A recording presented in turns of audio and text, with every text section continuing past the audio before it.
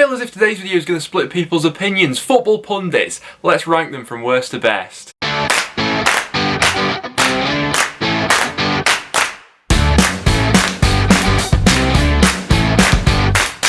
So guys, welcome back to the channel. With no football going on this weekend, I thought we'd switch it up a little bit, and this is always one debating point which I think people get a bit heated about. You either love or hate certain pundits, don't you? And so today I thought we'd put them into a bit of a tier list, but before we do hop into anything, make sure if you're not already to go ahead and subscribe to the channel, guys. We are heading towards 30,000 subscribers, so if you could help us get there, that would be massively appreciated. But as you can see on screen now, these are the categories that we're going to be putting these football pundits into. So it's either the TV's off, they're pretty poor, they're alright, they're good, they're very good, or they are elite. So football pundits that you can think off the top of your head, where would you place them into that sort of tier list? I want to know in the comments down below, worst and best pundits for you guys. If you're going to enjoy this one, make sure to leave a like, but without any further ado, let's hop into it. We're going to start out with maybe a bit of a contentious one, Jermaine Genius. I see very mixed opinions on what people think of this guy. Obviously didn't perhaps have the most illustrious career, especially compared to some of the other people that we're going to talk about on today's list, but what he does have going for him, I think he's a decent speaker. He's got a bit of charisma about him as well. When he first became a pundit, there was that infamous game that Spurs had against Chelsea in the FA Cup semi-final where he was mugged off by Alan Shearer. For me, and I think this is going to be quite an unpopular opinion, but I think he's actually quite underrated. For me, I'm going to put Jermaine Genius in the good pundit tier. I really don't mind him. If we're talking about elite though, one person who is TV gold is Roy Keane. I think the charisma that he has, like,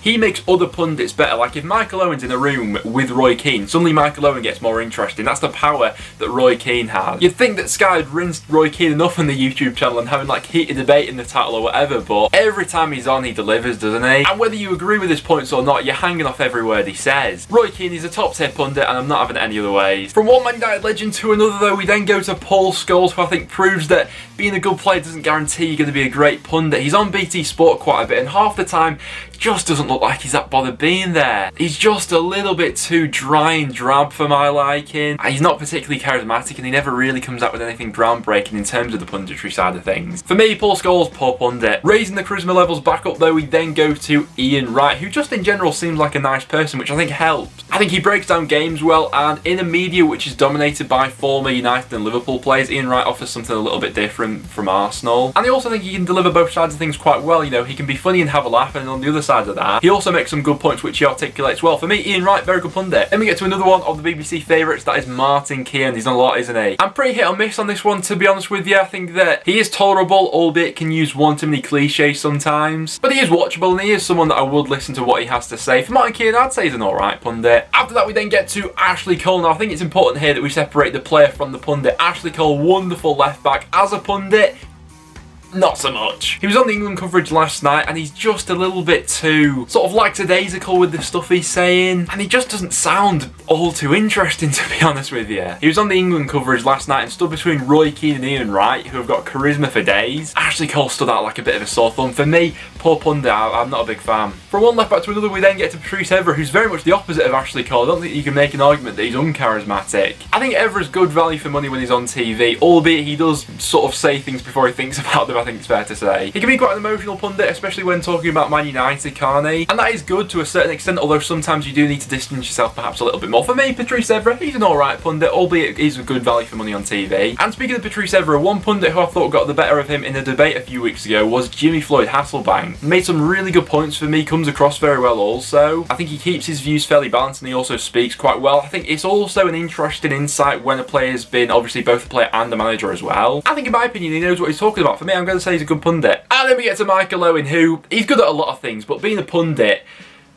it's not one of them. I don't think I need to say any more. TV's off. Moving up next then to Alex Scott. Now with some pundits, I think it's clear that they just don't do their research, and you can tell quite clearly when someone's winging it. With Alex Scott, I never think that's the case. I think she's always done her research. She knows what she's talking about. She articulates herself very well. For me, I put Alex Scott in very good. I think she's right up there for punditry. But realistically, the main man for punditry these days, it just is Gary Neville, isn't it? And probably not a lot of people saw this one coming. The sort of player that Gary Neville was, and when he started out, his punditry was a little bit shaky. But he's more than grown into the role, by far one of the most intelligent speakers when it comes to football, and both on and off the pitch with different issues as well. You can tell he's got a bit of a business sense about him, and he applies that to football really well with his tactical analysis breakdowns. Monday Night Football, no doubt one of the best TV shows when he's on it. Gary Neville, top tier, no doubt. Next up we then get to Chris Sutton, definitely not going to be the most popular pundit that we talk about on today's list. He just does come out with a lot of nonsense a lot of the time, doesn't he? I think he goes back and forth between some of his opinions, and don't get him started on debate when it comes to Scottish football. But I feel like, albeit there is maybe a bit of self-awareness there, but when you end up trying to be controversial for controversial's sake, you lose a bit of integrity. For me, I'd put him in poor. He's not TV off because now and again he can be quite entertaining, but yeah, not for me. Next up we then get to Joe Cole, who out of all the sort of BT Sport pundits, I actually don't mind. I think he's a little bit underrated perhaps. I think since he first started he's definitely got better, and he is someone I'll listen to and does hold his own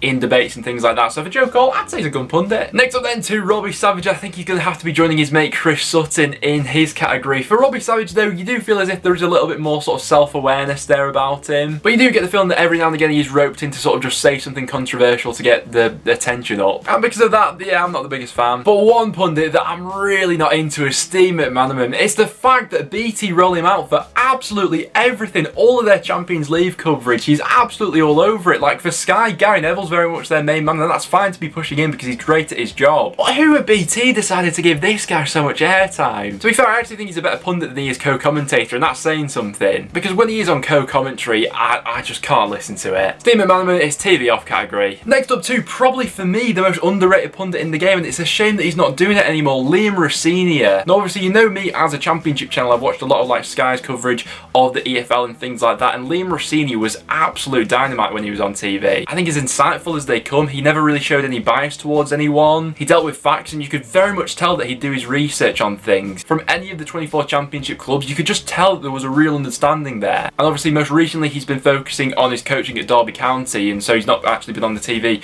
all too much lately, but when he was on, absolutely brilliant part of Sky's coverage. For me, very, very good pundit. I'd actually put him into that elite tier if he was still on TV today, because he's absolutely fantastic for me. Next up then to Rio Ferdinand, who maybe a little bit similarly to Patrice Evra can get a little bit emotional and swept up in the hype of things when he's talking about Man United. I think that clip about him talking about Ollie and putting the contract on the table is going to follow him around for the rest of his career, but as a pundit I actually don't mind him. Yes, he can go a little bit overboard when he is on Man United games, but I think he does offer a level of insight and intelligence, especially when it comes to talking about defending. I think from talking about his past experiences as well and the actual sort of player that he was, I think he speaks quite well, Ferdinand. I'm going to say he's a good pundit. Next up we then get to Jamie Redknapp, by no means the most sort of groundbreaking pundit by the sort of stuff he says, but I can listen to him. He speaks quite well and has got a bit of charisma about him, albeit he does point out the obvious from time to time. For me, Jamie Redknapp, I'd say he's an alright pundit, he's not too bad. And then we get to Danny Mills, someone who has had some seriously woeful takes when it comes to football over the last few years. Now, when it comes to sort of these controversial pundits, you need to have something else about you. With Robbie Savage, I think he can be quite funny from time to time. Chris Sutton, I think, he's even got a bit of self-awareness about him.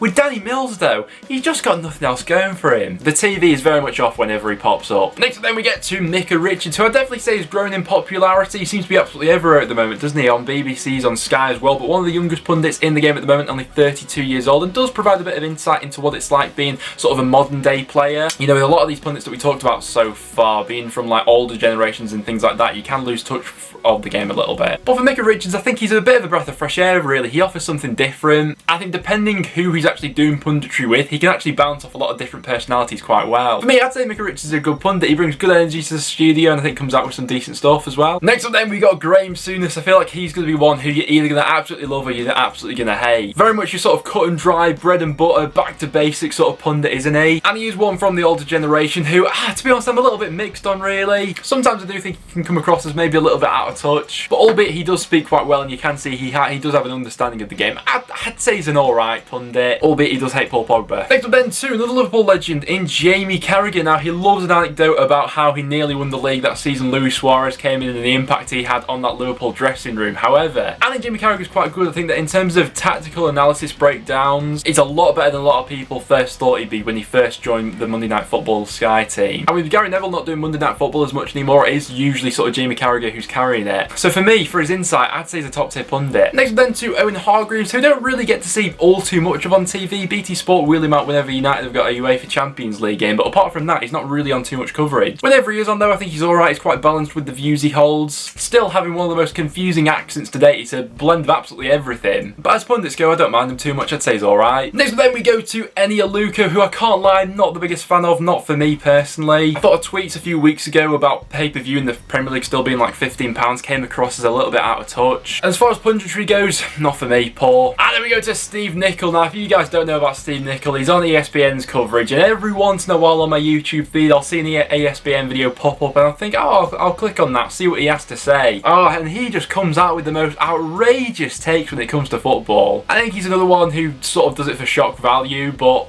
is very firmly TV off category. After that, we then get to Lee Dixon, who you really can't escape at the moment. With him being the new voice of FIFA, it's not probably helped by how when you can see the last goal in Foot Champs, you've got him talking about how poor the defending was in game. But he was on the England commentary last night for the Ireland game. He did get caught out, questioning Jadon Sancho's end products, and then he ended up scoring. But for me, he is tolerable. He's not the worst out there. For me, I'd say he's an alright pundit. Next up then to Alan Shearer, and I feel like people hold quite differing opinions when it comes to Alan Shearer's punditry. For me, he's very much like, sort of like the James Milner of pundits. You're never going to get like a 10 out of 10 performance, but very much on a weekly basis he'll give you like a 6 or 7 out of 10. Sometimes can be a little bit guilty of just sort of like stating the obvious, but to be fair to him, he can handle himself in the debate. And whenever I sit down to watch Match of the Day and Alan Shearer's on, I never have any complaints. For me, I'd say he's a good pundit. Next up then to Slaven Bilic, obviously, currently the West Brom manager, but while he was on the punditry team at ITV, he was absolute gold dust. You could listen to him all day. And I think he had the right mix about him. You can tell he's got, like, quite the footballing brain, but he's got the personality to go alongside with it, and he does make some quite intelligent points. For me, I'd say Slaven Bilic, when he was a pundit, very good. Next up, before Darren Bent, fairly new on the scene in terms of punditry. He's on a lot of Sky's Championship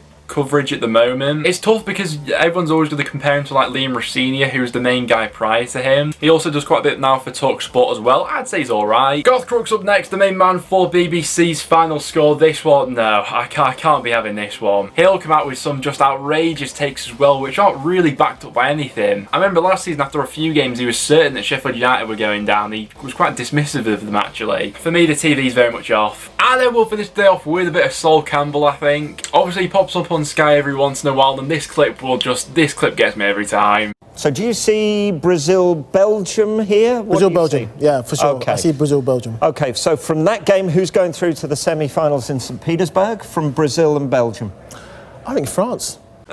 As a pundit, he's not for me. But guys, as you can see on screen now, those are my rankings for football pundits. Bear in mind, this is just my opinion. Everyone's going to have a different viewpoint on this one. It's quite a subjective tier list. And I'm sure there's a bunch of them that we missed off that we couldn't go through in today's video. There's literally like hundreds of pundits out there these days. But do get your thoughts in the comments down below. First of all, what do you make of my list? What would you change about it? But if you did go to enjoy, make sure to leave a like, guys. It's always massively appreciated. And make sure to go ahead and subscribe for a bit of regular Championship content as well. We've got a lot more coming our way. So do go ahead and subscribe, as we are aiming towards 30,000 subscribers. But apart from that, guys, thanks very much for watching, and I'll see you all in the next one.